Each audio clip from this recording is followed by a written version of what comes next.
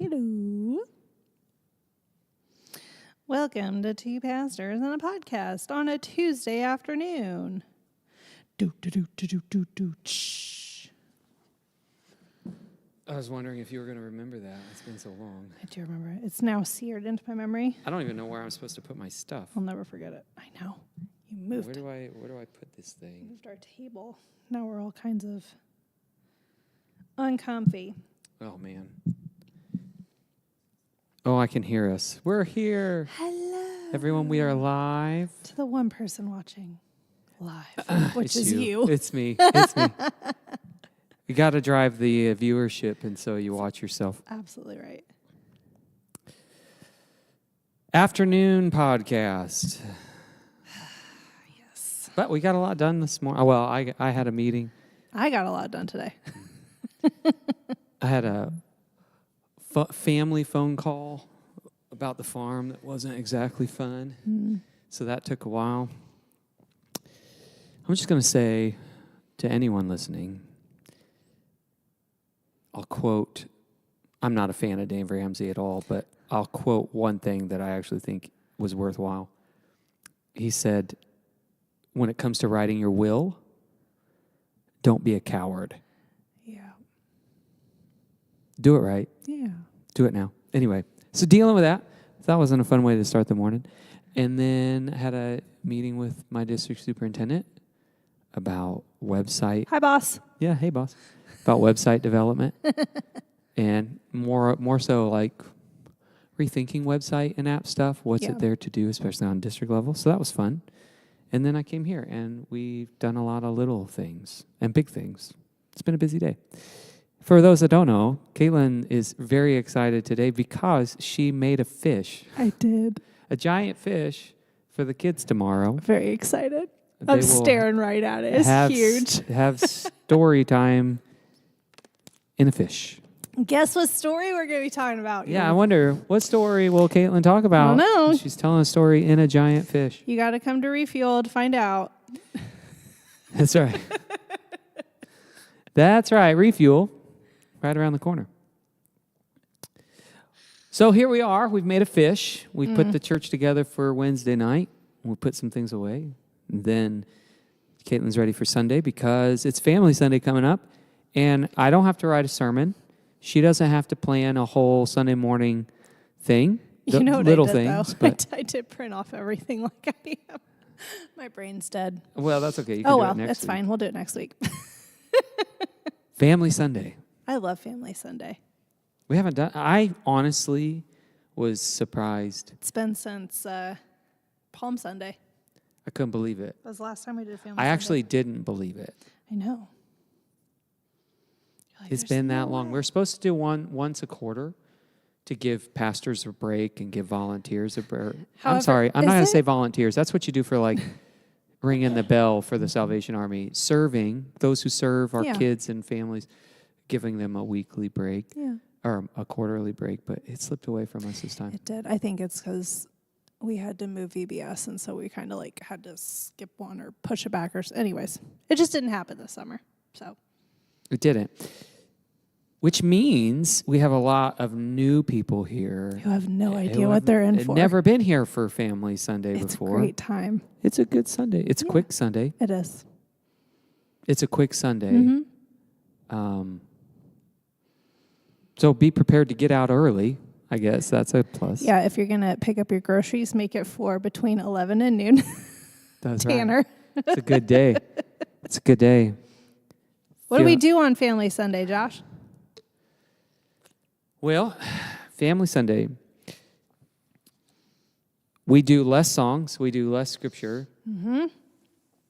And we're going to set the sanctuary back up in the round. Only because it opens up the whole middle area here for all of our kids to sit in. And we'll sing some songs and we'll do some of that normal service stuff just in a more condensed way. And then we have a puppet show for our kids. Which, if you can see. It's kind of behind you. You got Scout above your head a little bit. In the camera angle anyway. Yep. So there'll be a little puppet show, and that'll be fun to pull off. And then to end the service. We don't receive communion that day. It's Right. just a lot of moving parts. We'll have our nursery and 2s and 3s in the youth room back here. And then we will, after the puppet show, I think the preschool and kindergartners will be free if they would like to go back and get the Wiggles out. What Wiggles? Because I'm pretty sure a 5-year-old does not want to listen to me preach even a condensed sermon. Speaking of the sermon, Oh, it's my favorite Sunday. it's Sermon in the Sack. So I grew up. No one's watching right now. That's okay. They'll watch later. Watch later. So make sure you tag people if they've not been a part of Family Sunday. Yeah. Tag them in the video so that they can hear what I'm saying right now. I tried to talk about it on Sunday. However, the last 2 Sundays, my mind has been, That's okay. yeah, it's been a lot. That's and okay. so it is what it is. They have you now. I'm barely Kind of. present today. So Sermon in the Sack. So when I was growing up, Brian Solomon, Pastor Solomon, it was probably on a schedule. I don't remember. He would bring all the kids up to the front. Of course, we had the old Ark Church Yep. with pews. Yep. We'd all come up to the front. And one of us would get the opportunity, some random kid would get the opportunity to bring an object in a brown paper bag. And they get to bring it up front, and all the kids would gather together around Pastor Solomon, and he would do a sermon in the sack. He'd just reach in, he'd bring out of that, he'd kind of look in, kind of get it. Of course, it was easier back then because it wasn't your whole sermon. But he would reach in, he'd pull that out, Yeah. and he'd think about it for a second, and he would then tell us like a little mini sermon based on whatever it was that he pulled out of that bag. That was a little nerve-wracking. You never really know what's going to come. Wouldn't understand why. So we started doing this with our family Sundays, I think, last Christmas season, right? Yep. Because we do a family service on the final Sunday of Advent / Christmas Sunday. And we'll do that again this year. So the next one's coming. But I started doing Sermon in the Sack. Except this is a little different. You give all the kids a few options. Yes. They get to collectively pick one item. I try to make it a theme. So like for Christmas, they had like a candy cane, a snow globe. I forget what else we had. A few things. And then on Easter, they had like a little wicker rabbit. And has anybody seen those resurrection eggs? We had a couple of those that they chose from, and some other things. And it was a resurrection egg that I had, yes, right? it was. And they all look at everything. We make sure that Pastor Josh is not in the room, and they all look at everything. And it's really funny to watch them decide, like together, what they want to pick, because sometimes they're like, "Let's make it really hard." Yeah. And then on Easter, they're like, "Oh, let's take it easy on them. Let's pick this one." It's really funny to watch. But anyways, this year's theme is a surprise. It's a surprise. It has to be a surprise because I'm not supposed to know. Yep. It's funny, though, both times I've done it, this Easter time, Palm Sunday, Family Sunday. Listen, we do some, say weird. what you want about Harbor. weird. Say what you want about Pastor Josh.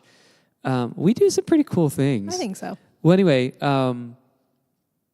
Easter, I remember Palm Sunday, I went in a way different direction than the so kids thought I funny. was going to go. It was so funny. Poor guys. Hey, Brittany. Hi, Brady. Happy fall break. Happy fall break.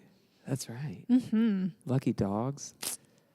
Well, anyway, went away different direction. Anyway, so what will happen is I will then get this sack with an item in it that the kids have chosen, and I will have to pull that item out of the bag. And except the difference is I decided to make it harder than Pastor Solomon, where I'm preaching an entire sermon off of that item. And I just really think I don't buy into what makes proof that the Spirit moves is when everything's unplanned. Right. I think laziness is still laziness, and God doesn't honor that, and that's overused. But I don't go so far to say you can't ever have anything unplanned. Yeah. Hi, Cindy. Hi, Cindy. You can't see us waving. But, because I saw this old-time preacher. He said, I'll say it because the word shoddy doesn't sound the same anymore. He says, holy crap is still crap. So, it's like, yeah, that's right. That's exactly right. Holy crap is still crap. However, what this does is it gives some flexibility. Yeah. I trust in the Spirit. I pray a lot and think a lot beforehand and kind of prepare myself emotionally and mentally for what's ahead. And we just, let the Spirit lead the conversation. And it's only stressful on Pastor Josh. Everybody else has a great time. Yeah, actually, as stressful, and it is stressful. It's another level of stress. I'm not going to lie. Because, what if I can't think of anything? There'll be a real short service. What do we even do? I thought this time I thought, man, maybe I'd do a backup sermon just in case. Just like a little tiny, you know what, guys, I have no idea. Let's go to, whatever. No, it's going to be fine. It'll be fine. It'll be fine. It always is. It's super fun. Yeah. Because the kids have their own idea of what Pastor Josh might say. Yep. And as you've learned, my brain just Woo. does whatever my brain likes to do. Well, that's okay. So watching maybe that's them why it process works, because your brain is like that. It must be why it works. There's got to be a positive. It has to be a positive. But the kids, they always do love Sermon in the Sack.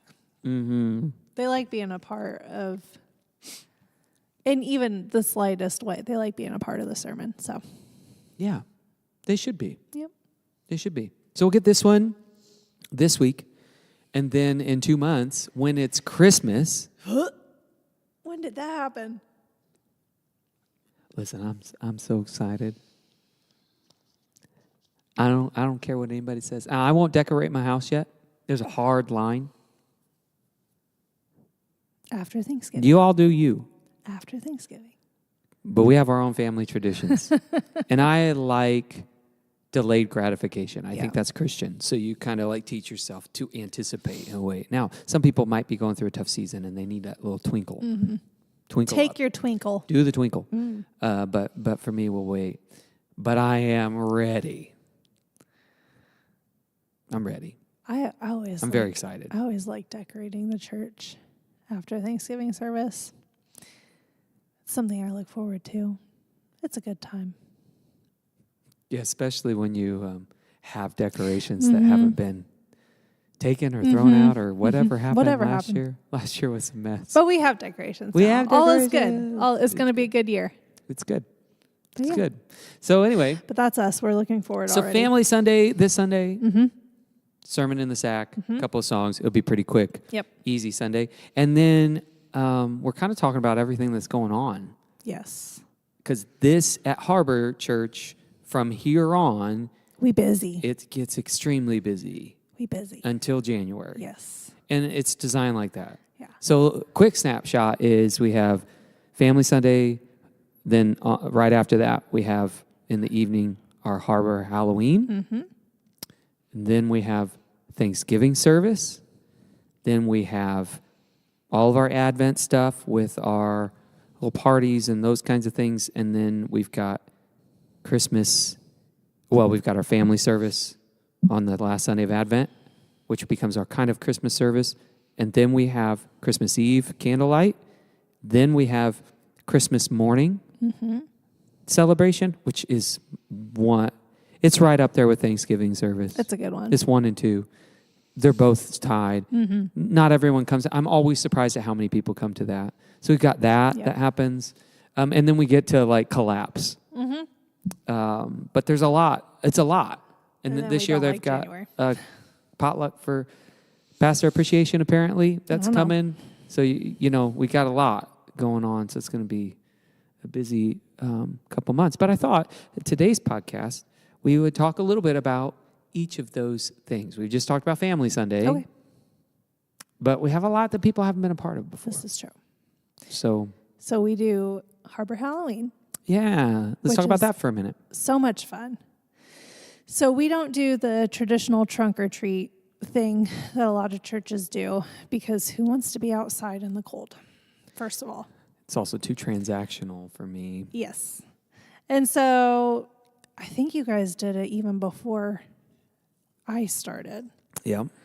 We set up the sanctuary with a bunch of tables. Well, hello, Mike. Sorry. We set up the sanctuary with a bunch of tables, and we allow the people of the church to pick a theme for their table, and they decorate it however they want. And we invite all the families of the church. And this year we're allowing, if you are a young family and you're coming to this, we're allowing you to invite a couple, one or two friends. And with their their families. With their families. With the families. It's a family Yes. thing. It is a family thing. So it's not a broadcast around town and try to get 100 people here. Right. That's not our goal. That's not it at all. It's a safe space for our kids to have a Halloween celebration, hear about Jesus a little bit, and do some fun things as a family, but also with other families. Yeah. So we'll during that time, it is kind of like an event. It's not like a chaos ensues and everybody just grabs candy and stuff. We are scheduled. Emma's very upset right now. Why? She is the 2-time reigning costume champion. This is true. And she is very upset that she doesn't get. I mean, I told her, you get to walk around in your costume, but probably a kid's going to get it. It's like, you don't need to win 3 years in a row. It's like her first year being outside of children's ministry, and all these fun things come, and she's just. She also really loves like doing the makeup and stuff. She and does. I think that's what blows everybody away, but that's okay. 2-time reigning champion. It's hard to pass the baton. I know, but you got to do it. But she'll come dressed up. It'll be fun. Is she going to be a part of the fruit table? Oh, yeah, she's youth group. No, then she's got to paint her face like the entire color. Like if she's going to be a grape, she needs to be I would purple. love for her to do like a pineapple, because that would be really funny. Make her hair like green spikes. Yeah, that's right. Yes. So it's a Harbor Halloween. Yes. That's what we call it intentionally. And it's family activities. So you don't come pawn your kids off to somebody else and hang out with other adults. There are things there's costume contests for the kids. There's we have a little lesson. Kathy is going to be doing the lesson That's this right. year. Kathy's doing the lesson. I got to double check. I should probably. Kathy, are you doing the lesson? Kathy, are you still doing the lesson? That's right. And then we got a family craft that we usually do. What did you do last year? What did we do last year? Did we do the spiders last year? Yeah, Or was she that did. the year before? I think you did spiders or something like that. I can't remember if that. It doesn't matter. One of the times family we did craft. Do a family craft, and then we usually have some fun family activities. Play the toilet paper mummy game. Yes, we have to do that. That's like tradition kids at have this a lot point. of fun. They love that. They love playing that game. And that's an easy family game to do. Yep. So yeah, it's a great time, and we've got, not this year, but every church you've experienced some pushback when you participate in Halloween. Oh, right. Yeah. I just want to make it clear, it's very intentional here, and I'm not backing down from that.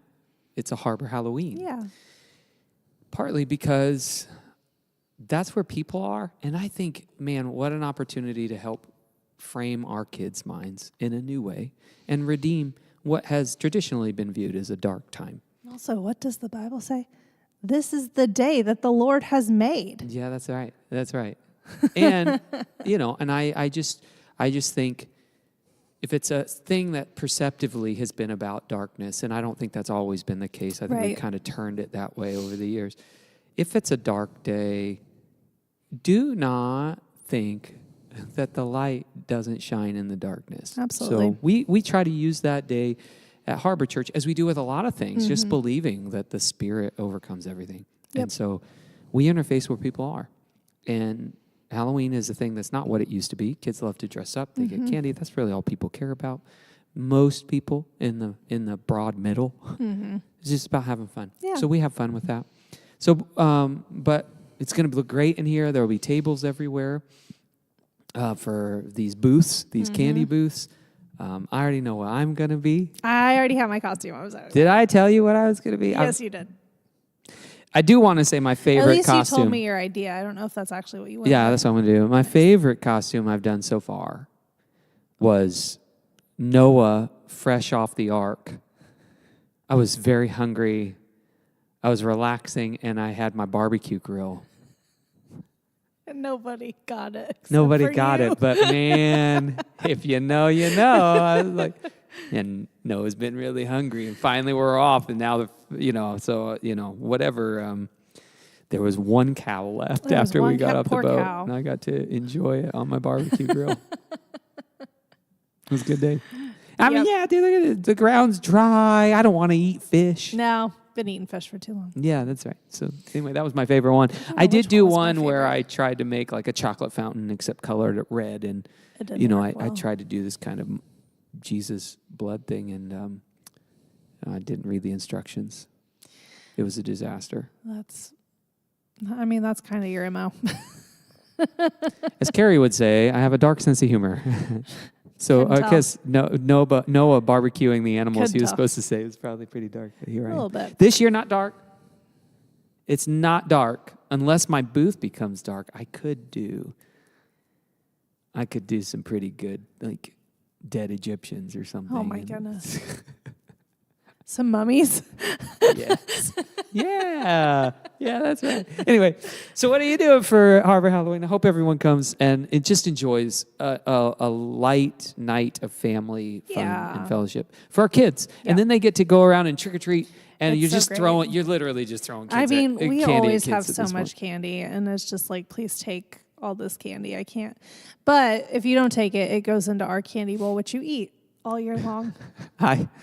I have thoroughly enjoyed the leftover candy over the years. So have all the teenagers as they raid my stash drawer all the time. Mm-hmm. But I do it out of love. Oh, that's fine. It's old Halloween candy. Enjoy. Enjoy. Eat it. Eat all you can. I don't know what my favorite booth was. I think it was probably the Star Wars booth. I think might have been my favorite one that we did. Keith was the Mandalorian and I was Ahsoka. Oh, that's right. Yeah. I remember that. Yep, that was a good one. I remember that. I'm really excited about mine this year. I'm not telling, though. It's a surprise. Yeah, we do always say make some kind of fun Jesus theme. Yeah. Something I think our theme for that table was Jesus is the way. That's right. Yeah. I remember this. That's right. And mine was eat the animals. Eat the animals. They're good for you. Oh, jeez. Okay. Anyways, we love Harbor Halloween. We do love Harbor Halloween right around the corner. It's a great time. So then let's talk Thanksgiving service. Mm-hmm. You know what I love about Thanksgiving service? What do you love about Thanksgiving service? That you have decided that we're going to assign seats. Oh, I'm relentless. Oh, it's such a good time. Last year, listen, I will say, last year was the first year I did that. Because one of the things I watched, let's get to it. We're ahead of ADHD, just jumped the gun. I don't have ADHD. I'm just a squirrel. When we come in, we start service at 11 o'clock. This is my favorite day of the year. When we start service at 11 o'clock. And there are tables everywhere.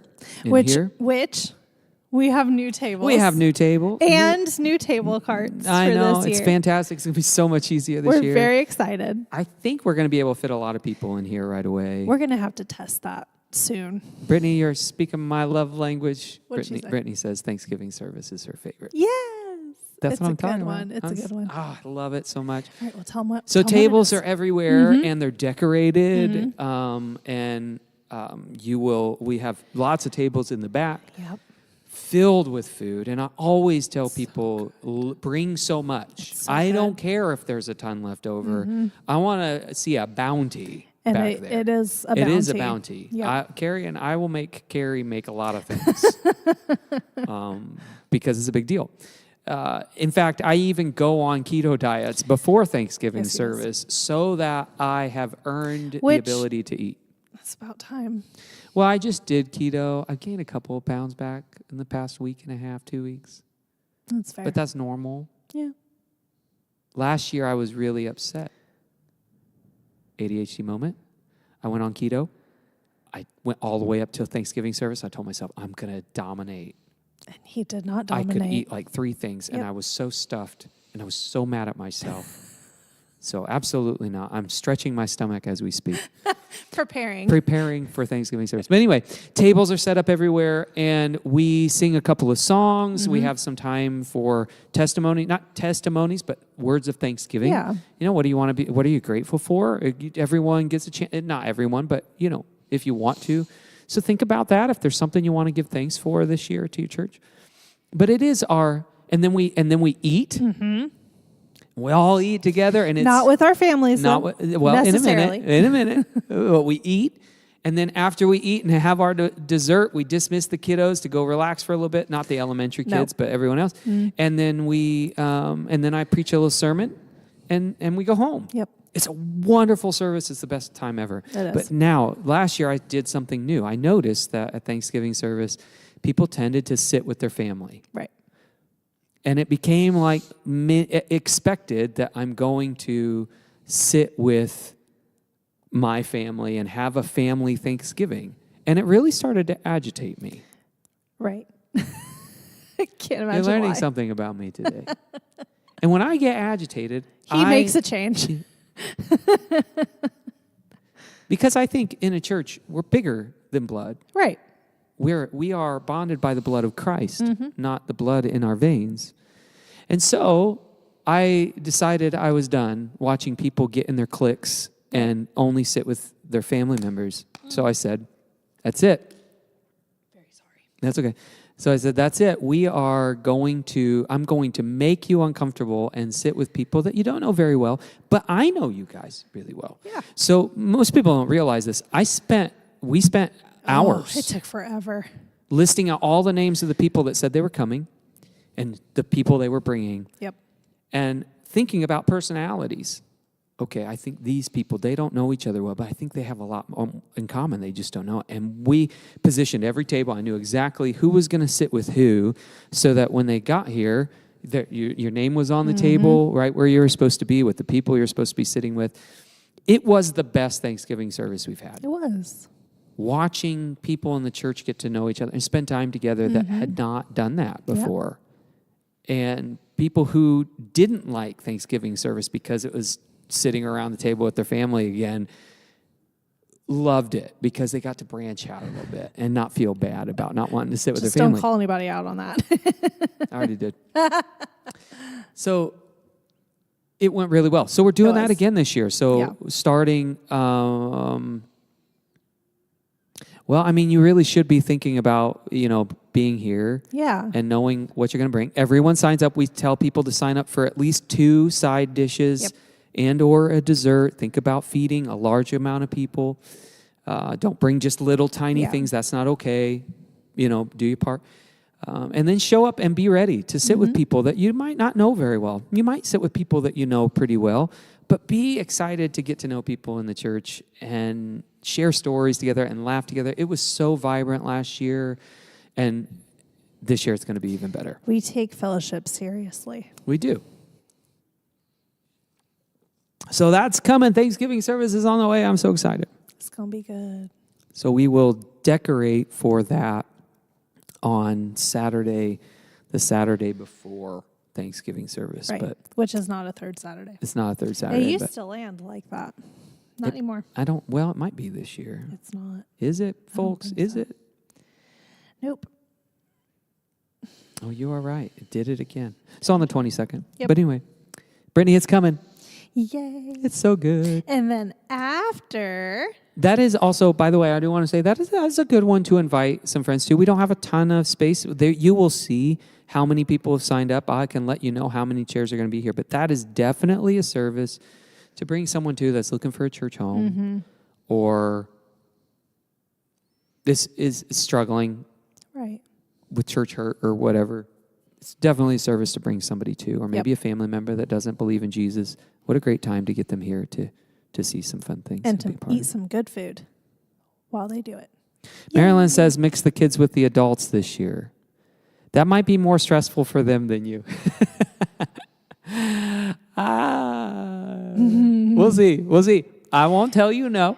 You're going to see who we really like the most if we do that. I know. That's it. That is exactly right. That is exactly right. Okay, so there's our Thanksgiving. I'm so excited about that. Excited that's coming. And then we have and then we don't have to talk about these long, but we have our Christmas Eve candlelight service. We have 2 services every year. Mm-hmm. One is earlier, and it's family friendly and designed to do some kids stuff and then bring them out here for candle lighting portion. Yep. And then a late in the evening that's not kid friendly, and Yep. we say, bring your older kids to that one, especially if you know they can kind of sit and be present in the moment. But that's mainly really focused on a later service for adults, more of a not somber but quiet, reverent space. Did you want to talk about the Advent stuff? Oh yeah. And before I forget, Christmas morning service starts at like 10:30. It's only like 40 minutes. Yeah. We have a video. We watch the same video every year. It's just a beautiful tradition. Great Christmas morning. I love it every year we get to do it. Advent this year, we are doing another series similar to what we did last year. Last year we did Joy to the World. This year, our Advent series is O Holy Night. Mm-hmm. And each week, we will be working through the gospel narrative that we encounter in each verse. There's 3 verses to O Holy Night, and we're going to explore those this Advent. The light that shines in the darkness. That's a good one. It's a great one. It's going to be so good. And each week, just like last year, we would sing O Holy Night, or Joy to the World. We sing a verse each week at the end. This year, we're going to do O Holy Night. It's going to be a great time. Yeah. So here we are. That's what's all coming up. It's a lot. We're going to have a lot going on, and I'm super, super excited. So if you have any questions about what happens at Harbor, particularly at Thanksgiving, Halloween through Christmas time, get in touch with one of us. If you want to help Pastor Caitlin with any of these things, I know at Christmas time you should be, I think, hopefully, already looking at what you're going to be doing with the kids on Christmas, that Christmas service, the Sunday before Christmas. Which is Family Sunday. Which is Family Sunday, but a lot of times we do kids skits or kids songs or things like that. So I know that will be coming. If you want to help with that, definitely get in touch with Pastor Caitlin. If you want to help with Thanksgiving service or anything that I'm doing, even Advent time, candle readings, those kinds of things, or even decorating, definitely let us know. Let us know. Because we do a lot. And we would love help. Yeah, it's your church. And what I've loved about these things is they started with my big brain ideas, and I forced them on us. And then they just became part of who we are. And so there we are. It's good time. Yeah. All right. Well, that's what's happening. We've got, let's see, what time are we at? We are at 32 minutes. So wow. I thought today, if we could do like one Bible study component and not just announcement time, let's do that. I wanted to maybe talk through, I spent some time recently in 2 Timothy because Keith and I were talking about these verses. It's in 2 Timothy. It's also in Titus. And I think it's actually a really good reminder for us today. So I'm just going to read it, and then let's just talk about it. Okay. But I'm really focusing on verses 14 and verse 23 and 24. 3? Chapter 2. Chapter 2. 2 Timothy chapter 2. I'm going to read verse 14 all the way to the end of the chapter, and we'll just talk about it a little bit, but really focusing in on those 3 verses. It says this, Paul says, "Remind them of this and warn them before God that they are to avoid wrangling over words, which does no good, but only ruins those who are listening." Maybe a good example to get back to is the word Halloween. "Do your best to present yourself to God as one approved by Him, a worker who has no need to be ashamed, rightly explaining the word of truth. Avoid profane chatter, for it will lead people into more and more impiety, and their talk will spread like gangrene. Among them are Hymenaeus and Philetus, who have swerved from the truth by claiming that the resurrection has already taken place. They are upsetting the faith of some. But God's firm foundation stands, bearing the inscription, 'The Lord knows those who are His.' And Let everyone who calls on the name of the Lord turn away from wickedness. In verse 20. In a large house there are utensils, not only of gold and silver, but also of wood and clay, some for special use, some for ordinary use. Everyone who cleanse themselves of the things that I have mentioned, all those things we talked about earlier, about words and stuff, will become special utensils, dedicated and useful to the owner of the house, ready for every good work. He says, shun youthful passions and pursue righteousness, faith, love, and peace, along with those who call on the Lord from a pure heart. And then verse 23 and 4. Have nothing to do with stupid, that is the word in the NRSV. Some parents are really upset right now. Have nothing to do with stupid and senseless controversies. You know that they breed quarrels, and the Lord's servant must not be quarrelsome, but kindly to everyone, an apt teacher, correcting opponents with gentleness. God may perhaps grant that they will repent and come to know the truth, and that they may escape the snare of the devil, having been held captive by him to do his will.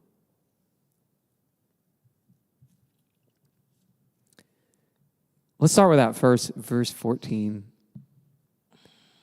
Warn them before God that they are to avoid wrangling over words. I said, let's talk about the word Halloween as an example. Would you?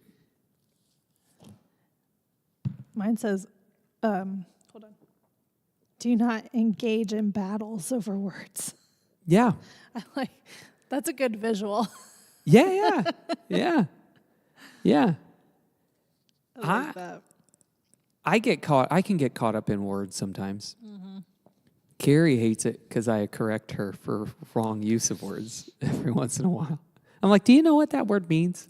She's like, stop it. You know what I'm saying right now. Do you even know what? I do not think it means what you think it means. And then I'm like, well, if you would use the right word, then you could avoid this. You know? Inconceivable. Okay. I think one of the tendencies we have is to get caught up in words. Mm-hmm. Place too much emphasis on them. And I say Halloween, I was like this. Grew up. Yeah, did you ever grow up with Christian cuss words? Did you grow up with Christian cuss words? No. We have Christian cuss words, don't we? I mean, yeah, I guess. If we're really honest about like it, we have Christian cuss words. Darn it. Yeah. That's darn it. We have words that we've replaced, words that we've labeled as vulgar for whatever reason over time. We have words that we've replaced. Yeah. The spirit and the heart of the word is still there. You stub your toe and you're like, darn it. Sure. I know what you said in your heart. I know exactly what you said. Yeah. We have Christian words that it's like, well, we didn't say the word. Right. So we've kind of had this like culture over the decades of fighting over what words are appropriate, what words aren't. I just said earlier in the podcast that holy crap is still crap. Mm-hmm. I got in so much trouble in high school at a Christian school I went to for using the word crap. The director of the school, she gets so mad at me. I got in so much trouble all the time for that word. But I grew up, I don't know, everyone said it. It was hard for me. That's fair. But anyway, that's beside the point. We just get caught up in words. Yeah. I think of Halloween. I just want to use Halloween as an example because it's current. Right. People go back and forth. And our Christian phrase, because we think that if we fight over words and if we change the word, that changes the heart of the matter, right? So we say we're going to have we're not going to celebrate Halloween. We're going to celebrate harvest. Mm-hmm. So we'll have a harvest party. Come on now. Are you passing out candy? You are. Okay. So you got, it's like you're not celebrating harvest. I haven't seen you in a field in your whole life. Most of us don't even know what a harvest is. That's just me. My eyeballs do. That's right. Whoa, yeah, Dawn, I'm sorry. But poor Dawn. No, it's so what I've seen in the church over the past several years, and this is a hearken to fundamentalism and kind of a fear fear, fundamentalism is fear, where it's like we got to get back to the good old days. Yeah. Everything now is corrupt and evil, and back then it wasn't. And so there's been a lot of infighting in the church. So if you use the word Halloween in a church, there are people that just blast you online. Yeah. And likewise right now, you might feel blasted if I say that using a harvest party is superfluous and silly, because you're still doing Halloween stuff. And I don't mean to be that way. I don't care about the word, honestly. It's just an example of how easy it is to fight over something that really largely doesn't have that same connotation that it used to have. And I'm not saying not to have standard for what you say or words that you say or anything like that, but it's easy to fight over words. Yeah. And the reason why I bring that up is I think as Christian folks, sometimes we forget that people are watching. Like they see. Let's use Halloween as an example. Again, it's just here. I'm not mad about anything. I have no agenda here. But use it as an example. The people on the outside are looking in. And they're like, okay, you're so anti-Halloween, but you still do everything Halloween. So it doesn't make sense. It doesn't add up. It doesn't bring any good for the people on the outside when they see Christians fighting over words. Yeah. Particularly words that just don't mean the same thing as they used to mean or whatever. And so I think it's really important leading into verse 23 and 24. I think this is why I like the way Paul begins this. And he's talking about the teacher. He's talking to Timothy. But recognize we are all ministers of the gospel. We are all supposed to be, through our actions and our words, teaching people about Christ, right? So these words really need to apply to us.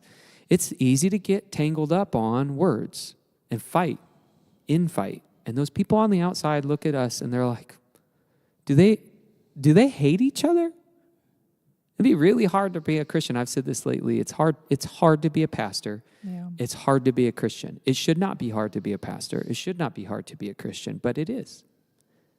Because there's so much policing of every word, and whether it's said the right word is said or the wrong word is said. And I think people on the outside largely are just like, why would I ever get involved in that mess? Yeah. It also, when we fight over words, we miss the opportunity to talk about the heart of the matter because we're just fighting over how to say it. And that's why I said earlier, we still say Harbor Halloween because we're more invested in the heart of the matter than we are with the surface of the matter. We're invested in bringing light into where people are. Yep. Not the other way around. Like that's where we're at. So when you kind of set aside the fighting over words, you're able to engage with the deeper stuff. That's so much more important. And so I thought, I've been thinking about this a lot. Like, when you're in your workplace or you're at home and you're just fighting over little silly details, what are you showing? How are you leading the people around you? Yeah. Where are you leading them to? Because it says right here, it says, avoid wrangling over words, which does no good, but only ruins those who are listening. So when we're busy fighting as God's people, we're actually teaching people how to fight. When we're busy beating each other up for a meaning or a way to say this or a way to say that, we're teaching people to not think the best of each other, which really just seems to be the ruin of the whole world. You can watch it. It's just the way our world works, particularly where we live. You say one word, and man, you can lead people to ruin. So, first thing, I don't have a lot to say about that, but just that warning. Don't get caught up in words. Talk about the heart of the matter. How do you experience that? Have you experienced that as a kid? Maybe not with adults, but have you seen your own kids fight over words? Only all the time. Well, let's use that to jump to 23 and 24. Okay. And I think this is really the heart of it. And Keith, if Keith's watching, this is for you. But here's what he says later on. Have nothing to do with stupid and senseless controversies. You know that they breed quarrels. And the Lord's servant must not be quarrelsome, but kindly to everyone. An apt teacher, patient, correcting opponents with gentleness. We were just talking a little bit ago. And I said, sometimes I think that the loudest Christians have the least godly houses. That's anecdotal. There's no data for that. But sometimes I think. And what I meant by that was, I've looked around in my life in ministry, and, more often than not, the ones that are most brash and forceful and loud, not all the time, please don't hear that, not all the time, but more often than not, kids, grandkids, whatever, are as far from the faith as possible.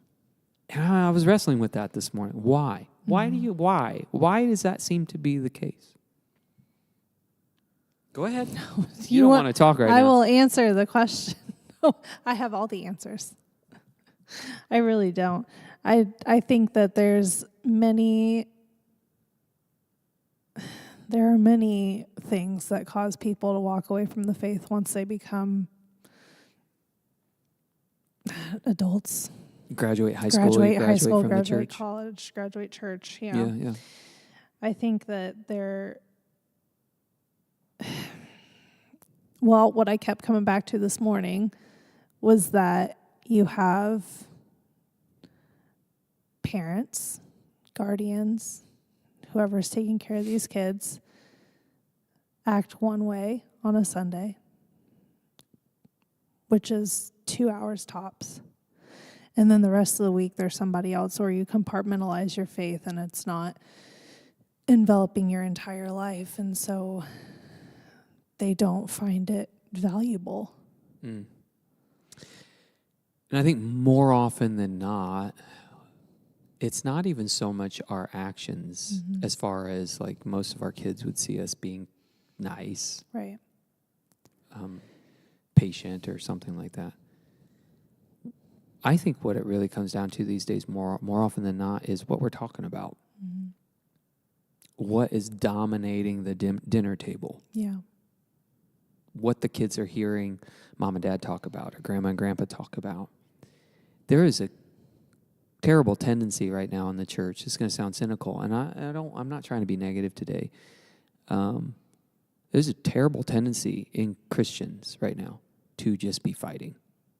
Yeah. Not even over words. Now, the infighting over words and what words we use, but it's a good lead-in to say a lot of Christians are involved in stupid and senseless controversies, and that's where we spend our time. Mm-hmm.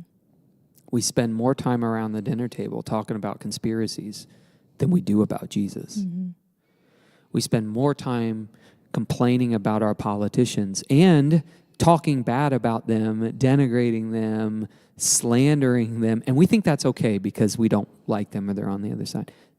We do that more than we talk about Jesus. Mm-hmm. We spend more time talking about what we think is wrong in society than we do talking about Jesus. We do that also very aggressively with a lot of passion and a lot of emotion. Mm-hmm.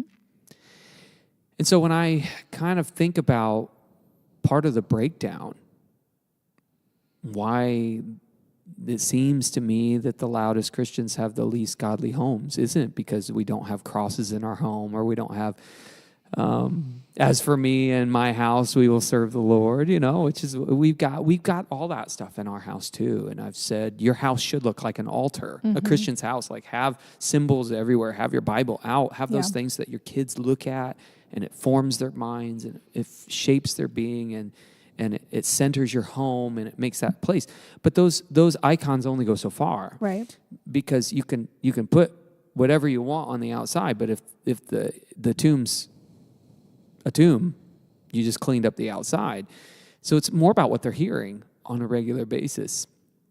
And Carrie and I have wrestled with this, thinking, man, it's easy to get worked up and just start going down the hill of just, I almost said a bad word, moaning and groaning about all the problems in the world. Hey, Jennifer.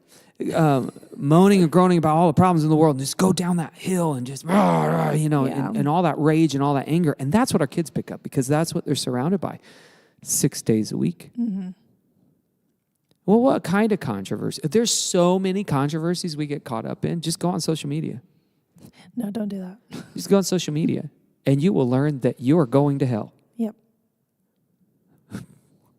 Anything. Literally anything. Yeah. Literally anything. But I think this is part of the problem in the church is that Christians spend more time in stupid and senseless controversies than they actually do engaging with one another, engaging as a family with Jesus. Talking about Jesus. Yeah. Sharing your testimony. I mean, listen, center your life around your testimony. And some of us we don't even know what that is. We do too much comparison because it's like, oh, I don't have, this great salvation story. That's not what a testimony is. So talk about your testimony, those kinds of things. But this is where I think a big problem is in the church.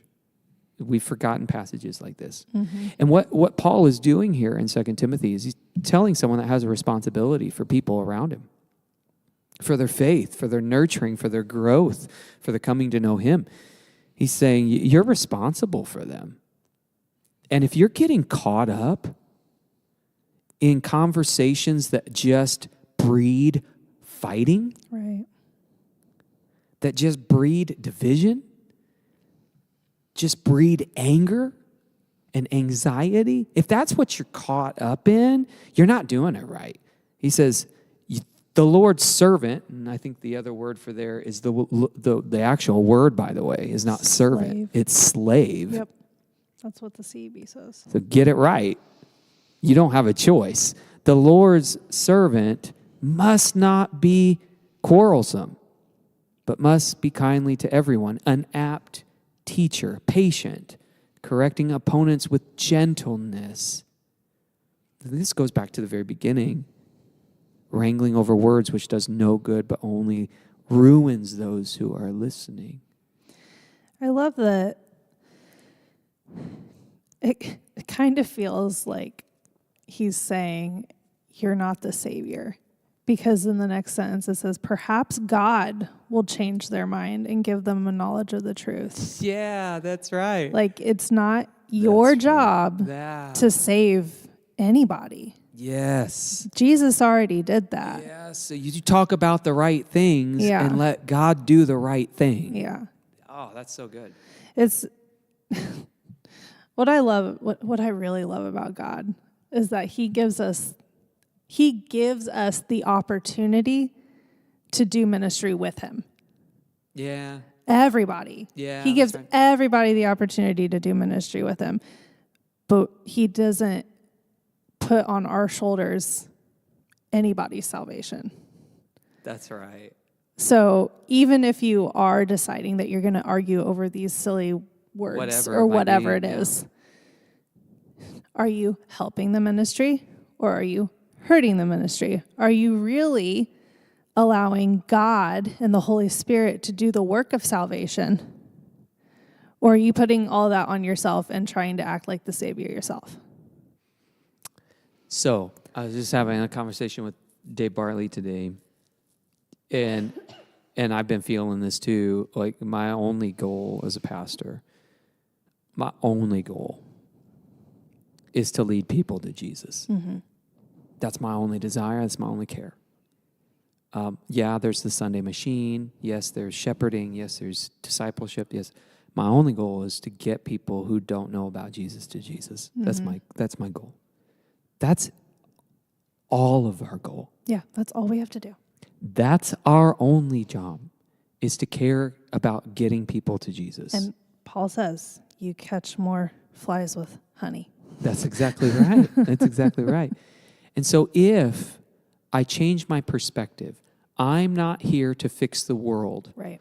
I'm not here to fix every bad viewpoint. I'm not here to fight and correct every situation, every conversation, every viewpoint, every worldview. That is not my purpose. Nope, that's not my purpose. If I can change that perspective, I'm going to be less apt to argue about things. Yeah. Because I care more about making sure that I lead that person to Jesus than to lead them to ruin, because I want to get caught up on something that means more to me than their salvation. Mm-hmm.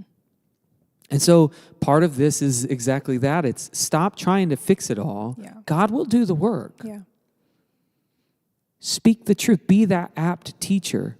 Be patient. Correct even your opponents with gentleness. Mm-hmm. That's the spirit of Christ. The only time Jesus flipped tables and got really loud was with religious people who are too proud and too focused on their own haughty, holier than thou. That was it. It was the only time. Everything else was gentle. Yep. He didn't get caught up. Listen, think about this. When Jesus was like, well, Jesus, let's say that a woman's husband dies, and then she marries his brother, which was kind of common because they were property back then. And then he dies, and then she marries another one.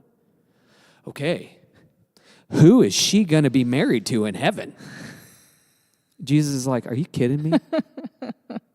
We're wasting time on this? He's just like, no one's going to be getting married.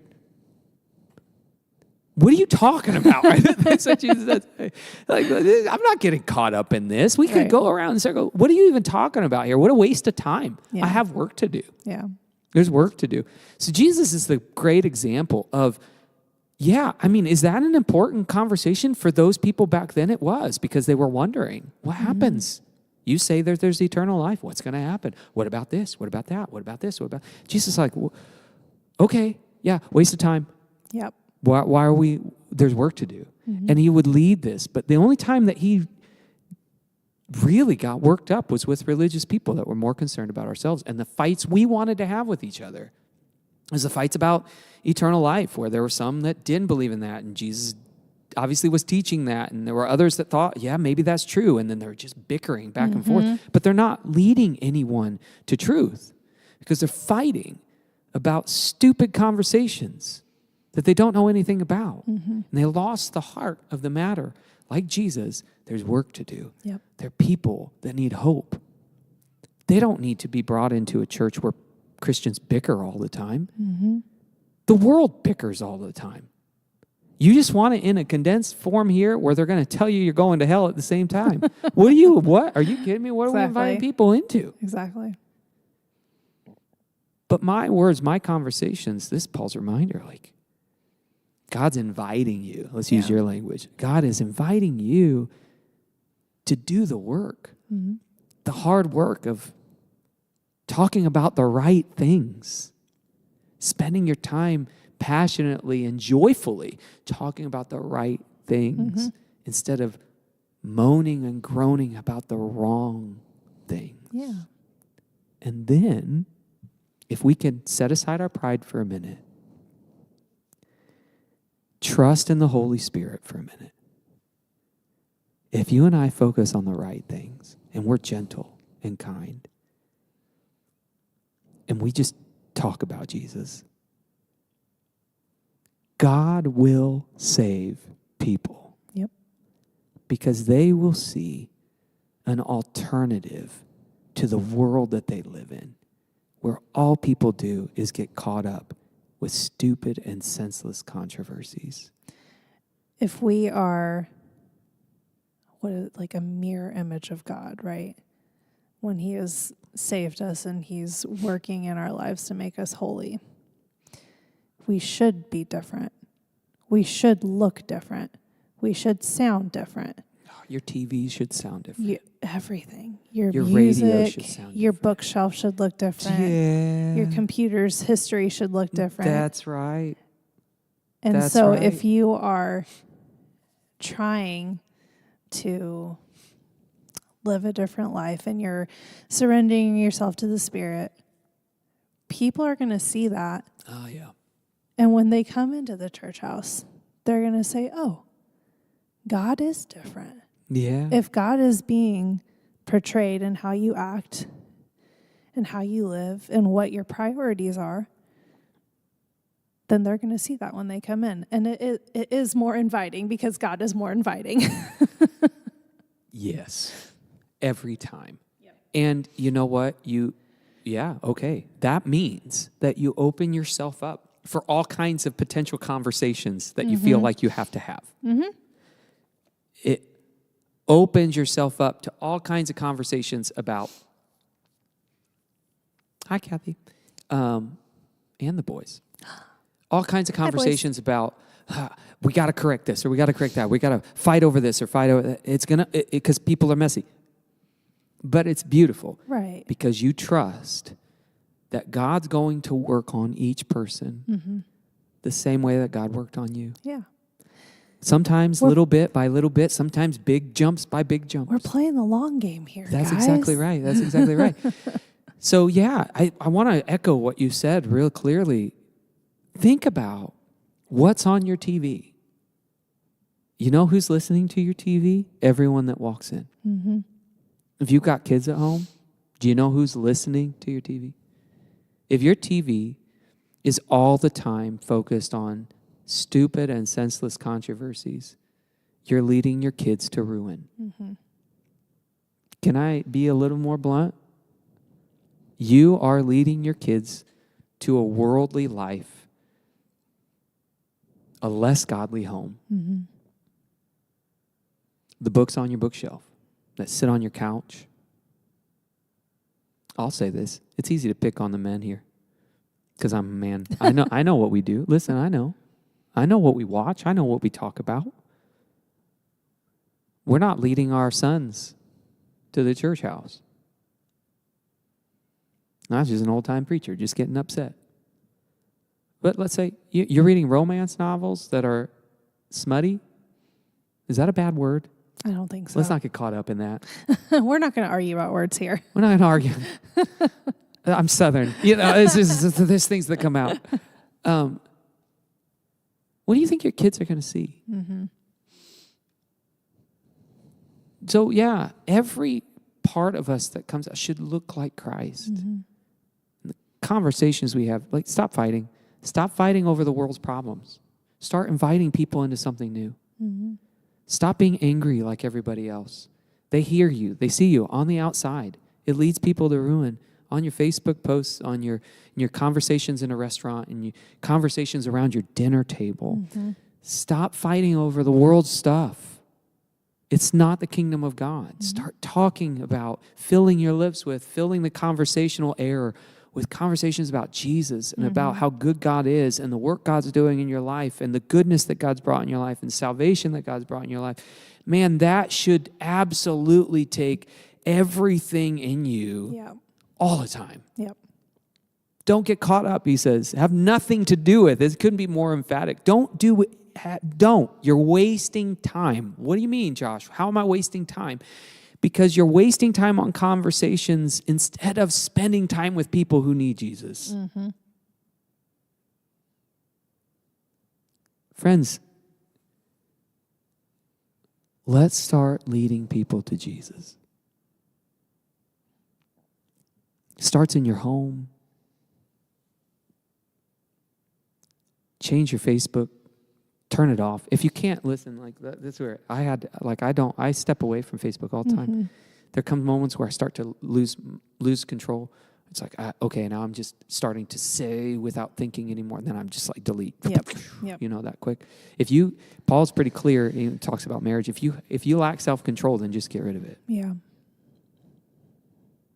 If you keep getting caught up in stupid and senseless controversies, then make the sacrifice you need to make. Yep. Because the salvation of the person that lives next door to you is more important than what you want to fight about. Yep. Whatever you got to do, friends. May your words lead people to a grace-filled, thinks the best about, gives each other the benefit of the doubt, kindness, compassionate language and conversation that focuses on an alternative reality that doesn't look like the mess that we live in. That's up to you. Mm-hmm. And trust in God's prevenient grace. Yes. You are invited to work alongside of God. In Pastor Caitlin's words, you are invited to work alongside of God in the salvation of the people around you. You're invited to do that. Now talk about that. Yep. Don't get lost in anything else, friends. There's too much work to do. There's a lot of harvest, not enough workers. And some of us are sitting in the break room bickering instead of being in the harvest. Yeah. Yeah. Anyway, think about it this week, would you? What are you spending your time fighting about? What are you spending your time talking about? Are you talking about things that's like, why? Yeah. Things that are just making you angry? Mm-hmm. Things you can't control? Distractions. Don't be distracted. No, man. Yeah. Fill your lips with goodness. Mm-hmm. Talk about Jesus. Talk about Jesus all the time. That's it. That's all I got.